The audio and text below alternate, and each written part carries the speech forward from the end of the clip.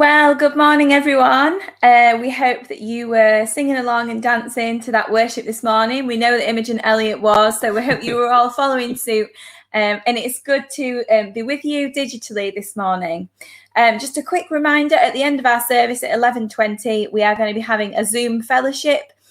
All the details of that will be posted in the group, but it's a chance for you to grab a coffee, grab a cup of tea, bit of cake maybe from your cupboard, and come and catch up with everyone from the congregation. And as you've just seen, this morning we're going to be taking the chance again to interview one of the members of our core, and we're really excited today to be interviewing the wonderful David Hall. Are you with us, David? I am, yes, and good morning, everyone. Hello, good morning. You can all see that David's been working on his beard, especially for this morning's interview. I'm not working on it, should be the case. It always feels like one of those strange Eurovision moments where we say, we're going to go live to David Hall. Can you hear us, David? And I'm expecting you to give us some sort of Eurovision score, but you're not, I don't think, this morning. You can start to do this as well as if I can't hear you. Only if you don't like the questions. Yeah. So I think a good place to start is just to let people know what a normal day looks like for you at the minute and how that's changed because of everything that's happening with COVID-19. Yeah. Well, normally I work in the office or on site as an auditor for Yorkshire Water, but for the past 6 weeks, obviously I've been working at home. So it's been very different and challenging because I live on my own, not to see people. But because of technology, I'm able to do like Skype calls, team chats, and connect to people visually as well as just via the telephone. But it's been very different in terms of, I'm getting up and just the house is now my office as well. So working days is basically working on my laptop as best I can as an auditor, and just trying to keep connected with people and trying to keep my work ticking over. I'm very fortunate that I haven't been furloughed. So I'm very grateful to still have a job, a full-time job at this particular time. So, and each day we have like what's called a buddy call. So we're able to call each other at work, and we talk about non-work things, and that's to help motivate or encourage people still to talk about how the weekend's been, how the well-being is, and it's a chance to talk about other things than work.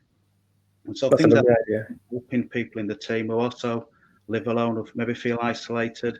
The thing is really working for us. So it's a mixture of doing my work, but also keeping in contact with people from a well-being point of view to see how we're both all doing as well. Yeah, that sounds good. It's a lot of screens, isn't it, at the moment? We're kind of going screen heavy on everything, I think. Well, too many for me.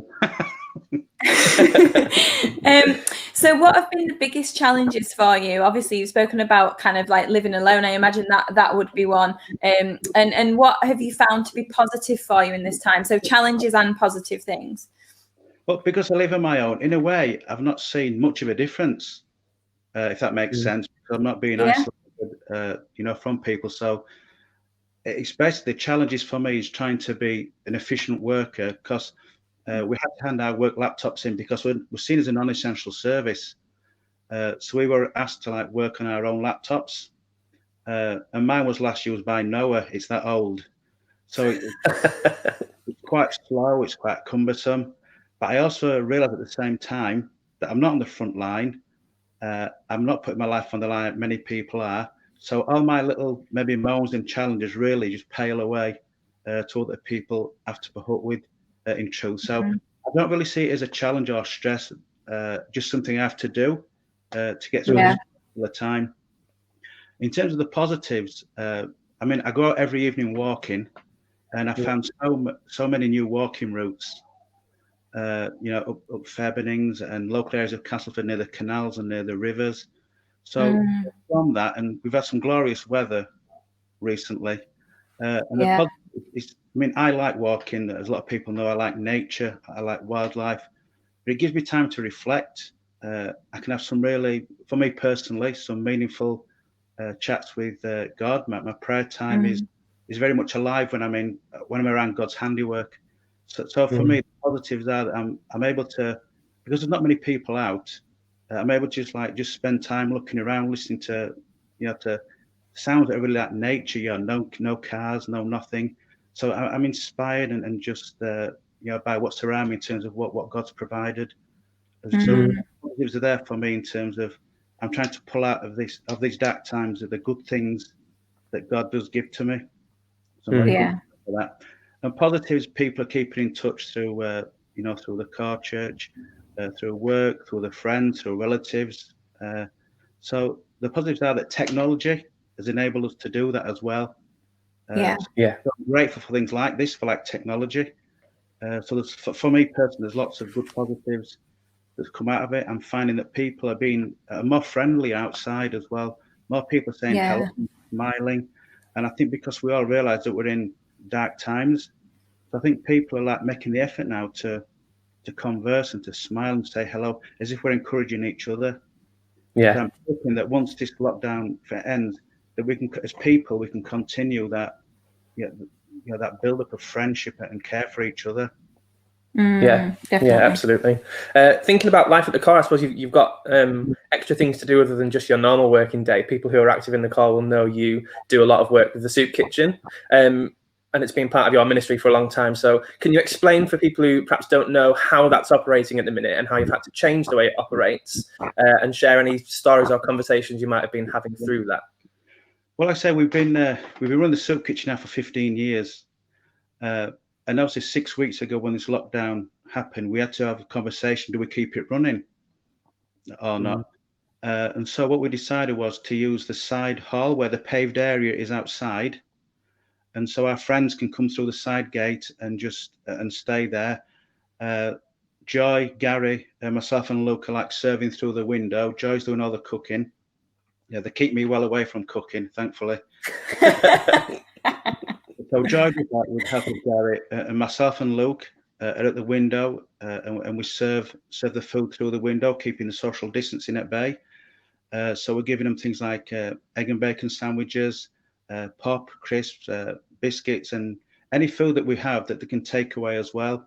And in the paved area, obviously a lot of them are keeping the social distance as well. So I'm just thankful to God, thankful to the volunteers that are there, that we can keep this ministry going. They're very grateful that we keep going, and it's in a way it's different for them. I think what it's creating for them is they're having to converse with other people as well outside in that area, and that's a positive that's come from it, that they're talking to each other. I mean, normally when they're inside, they're talking in little groups and things, which is good, but outside they're talking to different people now. So again, from this darkness has come and maybe a new way for them to find new friends and things, and that's great. So we start. It's the hours really at between 6 and 7. But we open before. If people turn up, we just we don't wait for an opening time as such. If people are there, we'll open up.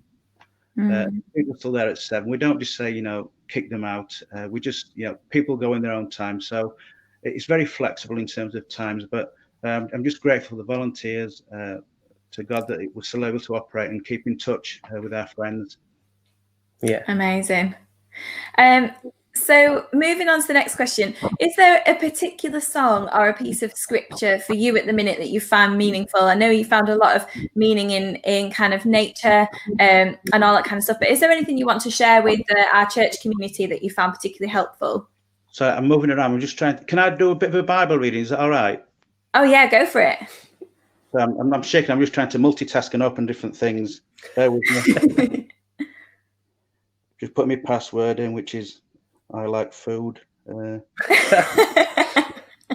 share in case for anyone that missed that last comment, a message from Rebecca saying that I'm sure that so many are grateful for the continuation of the Soup Kitchen's ministry. I know a lot of people in the car are, and people perhaps who weren't aware that it happened from outside the car will be amazed and grateful. So welcome team, echoed from Rebecca. The whole team. Yeah, absolutely. Thank you. Yeah.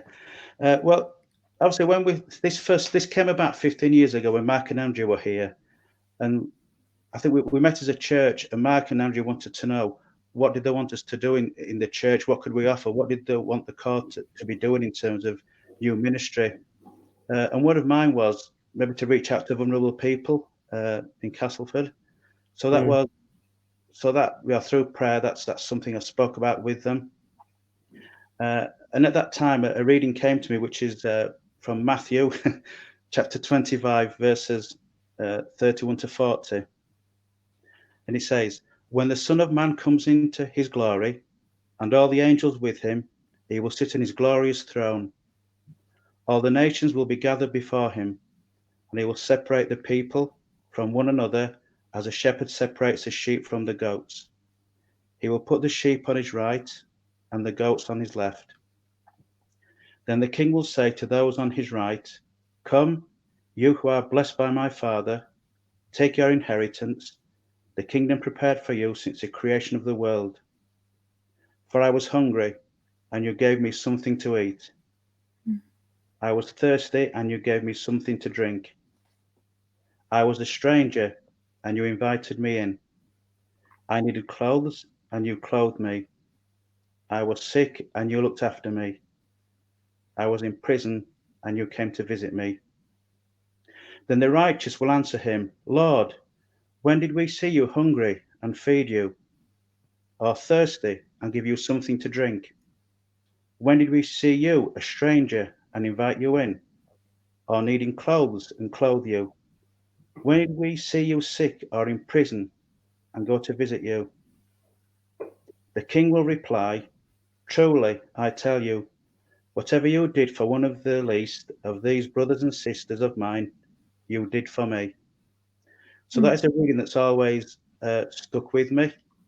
Yeah.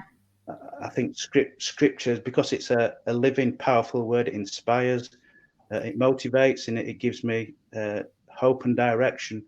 And that was something that reading came to me 15 years ago, and has stayed with me all this time. Yeah.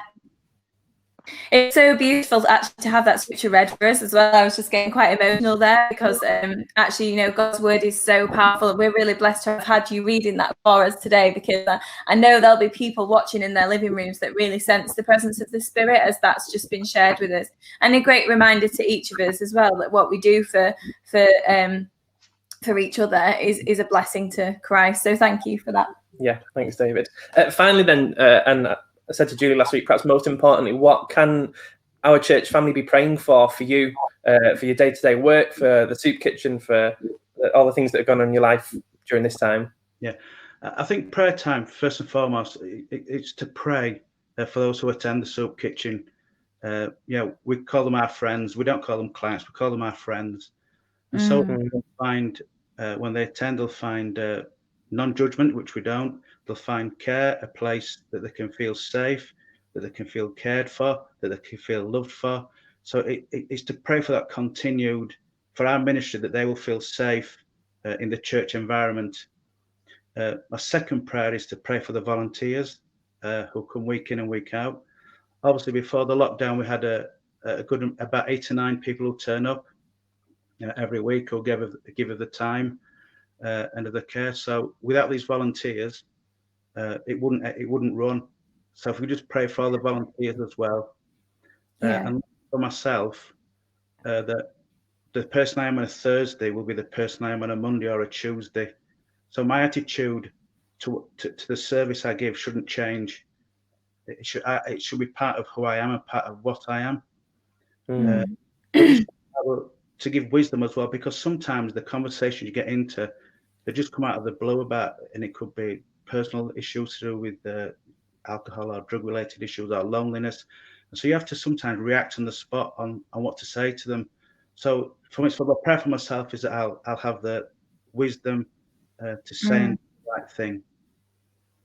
Brilliant. Amazing. Thank you so much, David. We're so grateful to have you as part of our church, and it's really amazing to see kind of people acting as the hands and feet of God, and the passage about being Christ's body and everyone playing a part in that really comes to mind, and we're so grateful to have heard that from you this morning, and be assured of our prayers. The ministry of the Soup Kitchen really is amazing, and I know is a lifeline for many.